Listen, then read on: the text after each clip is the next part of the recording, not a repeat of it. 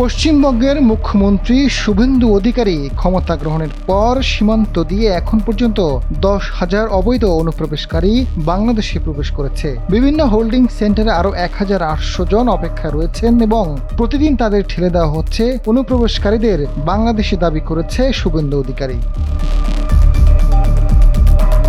মঙ্গলবার পশ্চিমবঙ্গ বিধানসভার বাজেট অধিবেশনে বিরোধী দলের বক্তব্যের জবাব দিতে গিয়ে শুভেন্দু অধিকারী জানান, কাঁটাতার নির্মাণের জন্য এরই মধ্যে বিএসএফকে জমি হস্তান্তর করা হয়েছে। কয়েক মাসের মধ্যে প্রায় 600 কিলোমিটারের বেড়া দেওয়ার কাজ শেষ হবে।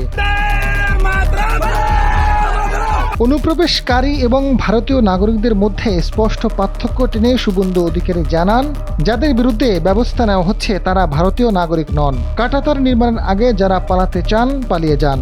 তার ডাকে সাড়া দিয়ে হরিপুর দিয়ে অনেকে পালিয়েছে। বাকি যদি পরিচিত কেউ থাকে তাদেরকে বলুন তাড়াতাড়ি চলে যেতে। এর মধ্যে 10,000 বের করেছি। 12টা হোল্ডিং সেন্টারে 1,800 জন অপেক্ষা করছে। রোজ ওপারে পাঠাচ্ছি। কারা অনুপ্রবেশকারী আর কারা ভারতীয় তা এখন পরিষ্কারভাবে দেখা যাচ্ছে জানিয়ে পশ্চিমবঙ্গের মুখ্যমন্ত্রী জানান, আগে আপনারা দেখতে পাচ্ছিলেন না, তারা ভারত সরকারের আইন কার্যকর করছে।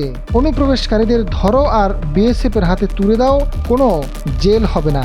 এদেশের টাকা দিয়ে অপূর্ণা জ্যোৎস্না হবে, প্রধানমন্ত্রীর সূর্যগর হবে, বার্ধক্য কিংবা বিধবা ভাতা বাড়বে, বেকার যুবক যুবতীরা চাকরি পাবে, ভাঙা স্কুল সংস্কার হবে এবং পানীয় জলের ব্যবস্থা আরও বাড়ানো হবে। কিন্তু অনুপ্রবেশকারীদের জেলের খাবার, কাপড় আর ওষুধ তারা জোগাতে পারবে না।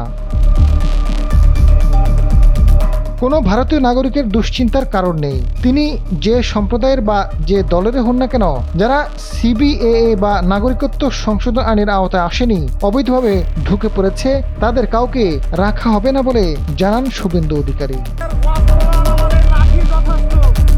আজাদ ফারুক, সময়ের আলো।